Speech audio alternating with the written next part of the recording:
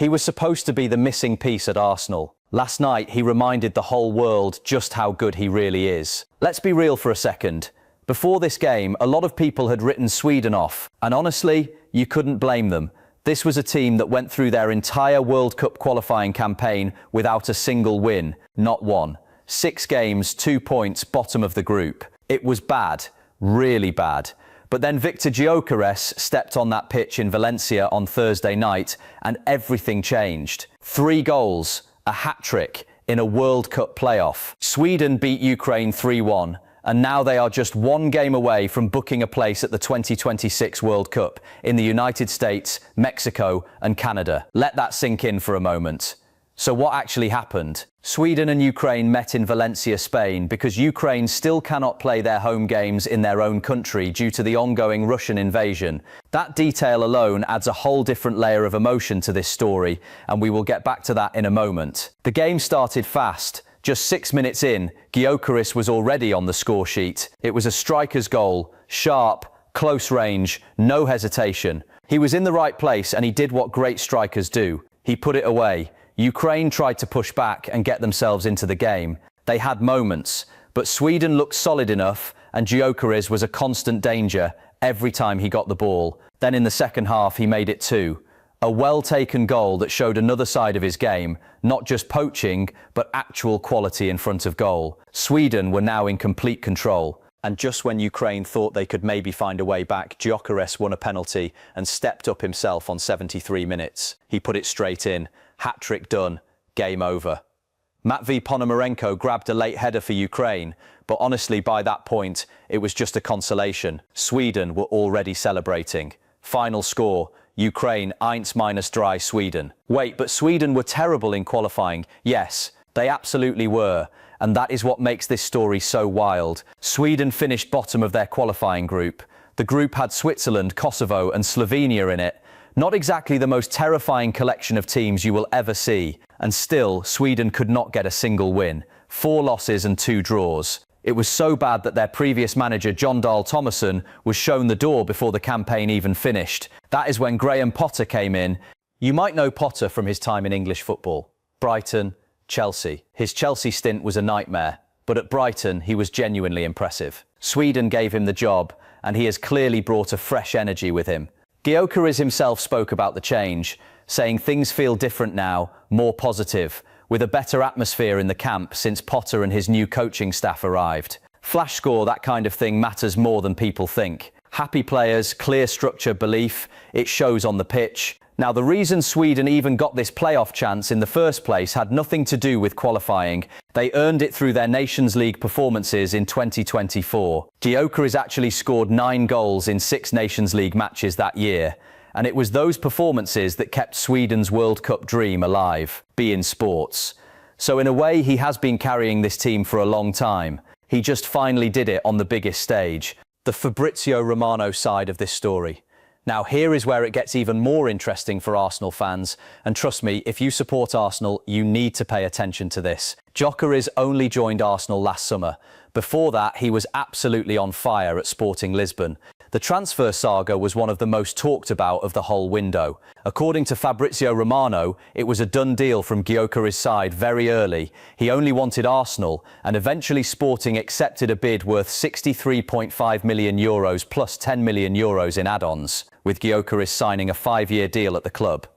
That was a massive signing, and at the time some people wondered if he could handle the step up to the Premier League. Was he going to be another one of those strikers who looks unreal in a smaller league and then goes quiet in England? Last night answered that question loudly.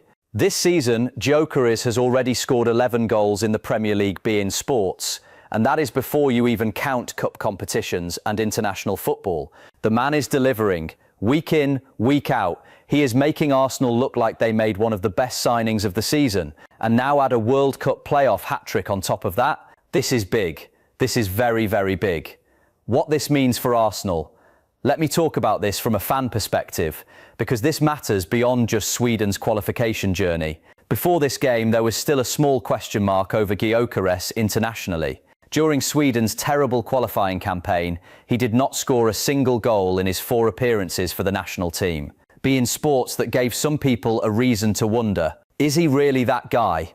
Or does he only perform when the system around him is right? Well, now we know. He is absolutely that guy. Confidence-wise, this hat-trick could not have come at a better time for him and for Arsenal. A striker playing with this kind of belief and form going into the final stretch of the Premier League season, that is terrifying for every defender in England. Arsenal have been knocking on the title door for a couple of seasons now. They have the style of play, they have the squad depth, and now they have a striker who scores hat-tricks in high-pressure World Cup games. The missing piece might finally actually be found. Do you really think a player who just scored 3 times in a World Cup playoff is going to go quiet on a Saturday at the Emirates? No chance. The Poland showdown, Sweden's final hurdle. So what is next? Stockholm, Tuesday, Sweden versus Poland. Poland got past Albania 2-1 in their semi-final. Robert Lewandowski was involved in the victory, helping Poland book their place in the final round. Yahoo Sports, think about what that matchup means. Gyokeres versus Lewandowski. 2 of the most clinical strikers in European football right now, both going for the same World Cup spot. You genuinely could not script a better final. Sweden have the home advantage, which is massive. Playing in Stockholm in front of their own fans, with Gyokeres in this kind of form, they have to be favourites. But do not sleep on Poland. Lewandowski is one of the greatest strikers of his generation. He has won everything at club level. He wants a World Cup badly, and Poland are a well-organised team that knows how to grind out results. This one is going to be tense, really tense. Who do you think wins that final? Sweden riding Gyokeres' form, or Poland with the experience of Lewandowski? Drop your thoughts. I genuinely want to know. Ukraine's heartbreak, the emotional side of this story. Before we finish, we have to talk about Ukraine, because this is not just a football story for them. Ukraine has been at war since Russia invaded their country 4 years ago. Their players cannot go home. Their fans cannot watch games at home. They have been playing every single match as guests in someone else's country, carrying the weight of a nation that is going through one of the hardest periods in its recent history. They wanted this World Cup so badly, not just for football reasons, for morale, for hope, for something good to hold on to. A World Cup appearance in 2026 would have meant everything to that country. Instead, they are out. And this was not the first time. They also lost in a playoff to Wales the last time around, missing the 2022 Qatar World Cup as well. Their last and only World Cup appearance was way back in 2006, when they made a strong debut and reached the quarter-finals. Ponomarenko's late header was a small moment of pride for them, but it could not change the outcome. You have to feel for those players and for those fans. Football is supposed to bring joy. For Ukraine right now, even the small joys come with enormous pain. We wish them all the best, on and off the pitch. One last thought, Viktor Gyokeres went from a player with question marks over his international record to a hat-trick hero in a World Cup playoff in one single night. Graham Potter went from a manager under pressure after his Chelsea disaster to someone building genuine belief in a national team. And Sweden went from a team that could not win a single qualifier to being 90 minutes away from the World Cup. Football really does not make sense sometimes, and that is exactly why we love it. Tuesday cannot come fast enough. Stockholm is going to be electric.